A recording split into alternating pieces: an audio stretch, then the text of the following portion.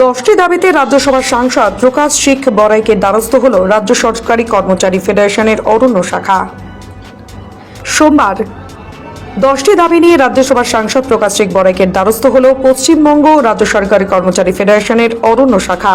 এদিন নিউল্যান্ডস চা বাগানে সাংসদের হাতে দাবিপত্র তুলে দেন সংগঠনের সদস্যরা। উপস্থিত ছিলেন পশ্চিমবঙ্গ রাজ্য সরকারি কর্মচারী ফেডারেশনের অরণ্য শাখার আলিপুরদুয়ার জেলা সভাপতি হিমাংশু দেবনাথ সহ অন্যরা। বন সহায়কদের রিনিউয়াল প্রথা বন্ধ করে পরীক্ষার মাধ্যমে পদোন্নতি, ডিএল, সিডিএল, অরণ্য সাথীদের জন্য পরিবার সহ মেডিকেল ইন্স্যুরেন্সের ব্যবস্থা, সব স্তরের বনকর্মীদের ডিউটির সময় 8 ঘন্টা করা, যে কোনো বনকর্মীর কর্তব্যরত অবস্থায় কিংবা অসুস্থজনিত কারণে মৃত্যু হলে পরিবারের সদস্যকে সমপদে নিয়োগ সহ 10টি দাবি লিখিতভাবে সাংসদ প্রকাশ শিখ বড়াইকে জানানো হয়েছে। আমরা আজকে মাননীয় সাংসদ রাজ্যসভার সাংসদ প্রকাশ শিখ বড়াই মহাশয়ের কাছে আসছিলাম। আমাদের বন দপ্তরের বেশ কিছু জ্বলন্ত সমস্যা, আমরা প্রতিনিয়ত বিভিন্নভাবে চেষ্টা করছি আমাদের সীমিত ক্ষমতার মধ্যে, আমাদের আধিকারিকদের মাধ্যমে, আমাদের সাংগঠনিকভাবে আমাদের কনভেনার প্রতাপ নায়ক মহাশয়ের মাধ্যমে সরকারের দৃষ্টি আকর্ষণ করেছি। কিন্তু তারপরেও আমাদের কিছুই কর্মচারীদের সেইভাবে কিছু হচ্ছে না। যেমন আমাদের অস্থায়ী কর্মচারীদের সমস্যা, একটা জ্বলন্ত সমস্যা, সেটা হচ্ছে ওরা সামান্য কেউ 19 দিনের, কেউ 26 দিনের এরকম বেতন পায়। আর কিছু কিছু কর্মচারী এমনও হয় যে 1 মাস, 2 মাস, 3 মাস ধরে বেতন পাচ্ছে না। ফলে তাদের সংসার প্রতিপালন করার খুবই সমস্যা। প্রতিনিয়ত আমাদের সাংগঠনিকভাবে আমাদেরকে বিভিন্নভাবে বিভিন্ন রেঞ্জ থেকে, বিট থেকে এই কথাগুলো বলা হয়। তাই আমরা সমস্ত কিছু আর অন্যান্য বনসহায়ক কর্মচারী আছে যারা একটা সময় রিক্রুট হয়েছিল, সেটা 10,000 টাকার বিনিময়ে। এই বর্তমানে দ্রব্যমূল্যর বাজারে তাদের সংসার প্রতিপালন করা খুবই কষ্ট। তাদেরও দাবি আছে যে আমাদের বেতনটা বৃদ্ধি করা হোক, প্রত্যেক বছর রিনিউয়াল করা হয়, সেটা যাতে না হয়।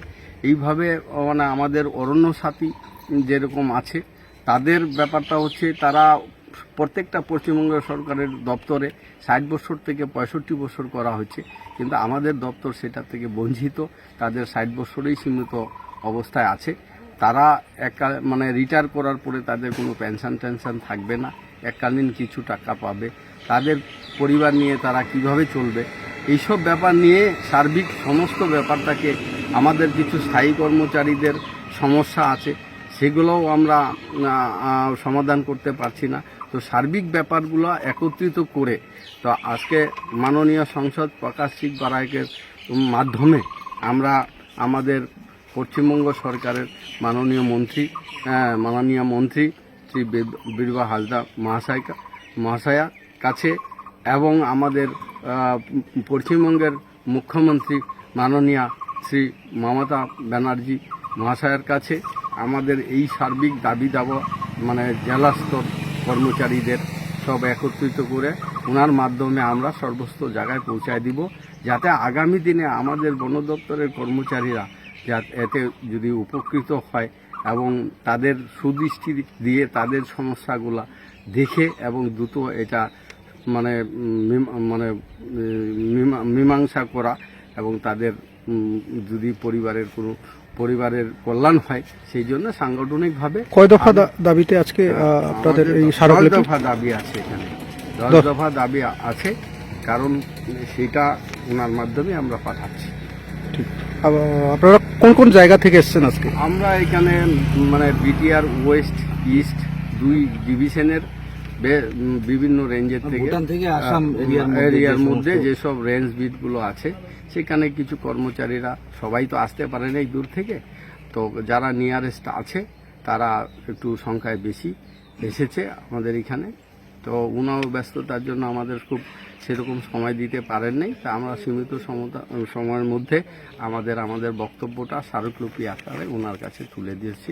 আমরা আশা করছি আগামী দিনে আমাদের কর্মচারীদের জন্য খুব হয়তো খুব ভালো হবে আর কি, একটা কিছু ভালো হবে। ঠিক, আপনার নাম পড়েছে? আমার নাম হিমাংশু দেবনাথ, আমি পশ্চিমবঙ্গ সরকারি কর্মচারী ফেডারেশনের জেলা সভাপতি। এখানে আমাদের রাজ্যসভা সাংসদ মাননীয় প্রকাশ চিকবারেক মহাশয়ের কাছে আমাদের বনসহায়কদের যে প্রতি বছর যে রিনিউয়াল প্রথাটা আছে সেটা যেন বন্ধ হয় এবং বন্ধ হয়ে যেন পার্মানেন্টের একটা ব্যবস্থা করা হয়, তার জন্য আমরা আজকে তার কাছে লিখিত আকারে আমরা দাবি পেশ করলাম। এই দাবিটা যেন মাননীয় মুখ্যমন্ত্রী এবং বনমন্ত্রীর কাছে পৌঁছাতে পারে এবং আমাদের পার্মানেন্টের ব্যবস্থা যেন খুব দ্রুত করা হয়, এটা আমরা আশা রাখছি। তাছাড়াও আপনাদের কি কি সমস্যা রয়েছে এখানে?